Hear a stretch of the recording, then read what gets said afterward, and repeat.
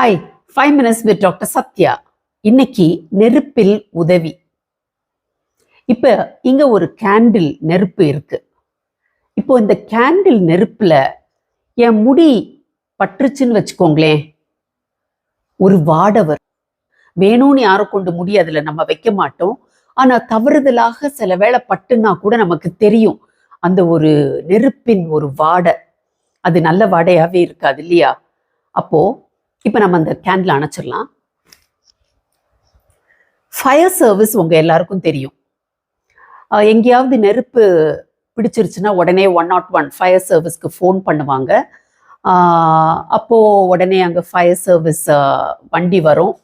அப்போ பார்த்தீங்கன்னா கிணிகிணின்னு மணி அடிச்சுக்கிட்டே அந்த எந்த இடத்துல நெருப்பு பிடிச்சிருச்சோ அந்த இடத்துக்கு வருவாங்க. ஒரு பில்டிங்கில் நெருப்பு பற்றிக்கிச்சு, ஜனங்க உள்ளுக்கு இருக்கிறாங்கன்னா இந்த ஃபயர் சர்வீஸ் மென் எல்லாம் உள்ளுக்கு ஓடி போய் அவங்க அந்த ஜனங்களை காப்பாற்றி வெளியே கொண்டு வருவாங்க. சிலருடைய உடம்பெல்லாம் அப்படி கறி பிடிச்சு தீப்புண் காயம் ஏற்பட்டு பக்கத்தில் நீங்கள் இருந்திருந்தீங்கன்னா உங்களுக்கு அந்த நெருப்பு வாடை எல்லாம் இருக்கும். முடியெல்லாம் கறி போய் அப்படியெல்லாம் இருக்கும் இல்லையா? சில வேளைகள் நம்முடைய வாழ்க்கையில பயங்கரமான பிரச்சனையில மாட்டி அதுல இருந்து வெளியே வரும்போது எப்பாடா ஏதோ நெருப்புல அகப்பட்டு தப்புனது மாதிரி இருக்கு அப்படின்னு சொல்லுவோம். ஏன்னா அந்த அளவுக்கு அந்த பிரச்சனையின் தீவிரம் இருந்துச்சு அப்படின்னு சொல்றதுக்காக அந்த மாதிரி சொல்லும். அப்போ இப்படிப்பட்ட நெருப்பு மாதிரி பயங்கரமான பிரச்சனைகள்னாலும் சரி, சோதனைகள்னாலும் சரி, கஷ்டங்கள்னாலும் அதிலிருந்து கூட உங்க மேல அந்த நெருப்பின் அந்த பிரச்சனையின் தாக்கம் கூட படாத மாதிரி உங்களை வெளிக்கொண்டு வர, அந்த நெருப்புக்கு வாட கூட உங்க மேல வீசாம உங்களை அழகா வெளியே கொண்டு வரதுக்கு ஒருவரால முடியும். அது யாரு? அதுதான் ஆண்டவராகிய இயேசு கிறிஸ்து. பைபிள்ல இஸ்ரவேல் தேசத்துல 3 வாலிபர்கள் இருந்தாங்க. அவங்க பேரு அனனியா, மிஷாவேல், அசரியா. அப்போ இந்த பாபிலோன் ராஜா நேபுகாத்நேச்சர் எருசலேம் மேல போர் தொடுக்கிறான்.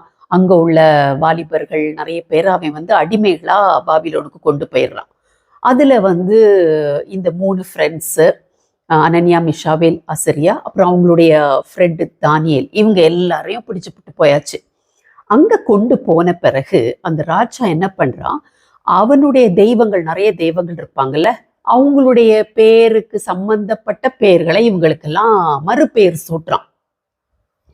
ஸோ இந்த 3 ஃப்ரெண்ட்ஸ் அனனியா, மிஷாவேல், அசரியா, இவங்களுக்கு சாத்ராக், மேஷாக், ஆபேத்நேகோ அப்படின்னு பேர், புது பேர் இப்ப கொடுத்தாச்சு. தானியேல் ராஜா அரண்மனையில பெரிய போஸ்ட்ல இருக்கிறான். அவனுடைய ரெக்கமெண்டேஷனால இந்த 3 பேருக்கு கூட தேசத்துல நல்ல பெரிய போஸ்ட். அப்படி வாழ்க்கை அமைதியா பிரச்சனை இல்லாம போய் கொண்டிருக்கிற அந்த நேரத்துல ஒரு பெரிய பிரச்சனை வருது இவங்களுக்கு. அந்த ராஜா திடீர்னு ஒரு கட்டளை பிறப்பிக்கிறான். என்ன? ஒரு பெரிய தங்க சிலைய செஞ்சு அதை தேசத்துக்கு நடுவுல வச்சு தேசத்தில் உள்ள எல்லா ஜனங்களும் இந்த சிலையை தான் வணங்கணும், வேற தெய்வத்தெல்லாம் வணங்கக்கூடாது. அப்படி என் கட்டளையை மீறி வணங்கினாங்கன்னா எரிகிற அக்னி சூளையில தூக்கி அவங்கள போட்டுறணும் அப்படின்ட்டு. அப்ப இந்த 3 ஃப்ரெண்ட்ஸுக்கும் தெரியும் இப்படி ஒரு கட்டளை வந்திருக்குது அப்படின்னு சொல்லிட்டு. ஆனாலும் அவங்களுடைய தெய்வத்தை, இஸ்ரவேலின் தெய்வத்தை தான் வணங்கினாங்க. இப்ப ராஜாக்கு பயங்கர கோபம். இவங்களை எரிகிற அக்னி சூளையில போட சொல்லியாச்சு. கை கால் எல்லாம் கட்டி அவனுடைய மிலிட்ரியில இருந்த பலசாலியான சோல்ஜர்ஸ் கிட்ட இவங்களை தூக்கி உள்ள போட சொல்லியாச்சு.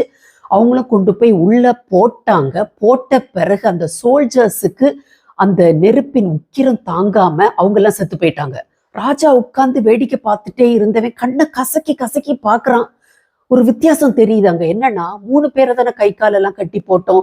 இப்ப அந்த 3 பேரும் கட்டெல்லாம் விழுந்து அப்படியே இந்த நெருப்பின் மத்தியில எங்கேயோ கொடைக்கானல்ல வாக்கிங் போற மாதிரி நடந்துட்டு இருக்காங்களே. அவங்க கூட இன்னும் 4ஆவதாக ஒரு ஆள் நடந்து போறாரே, அவருடைய சாயல் தேவனுடைய சாயலை போல் இருக்கே அப்படின்னு சொல்லி இவன் கண்ணை கசக்கி கசக்கி பாக்குறான்.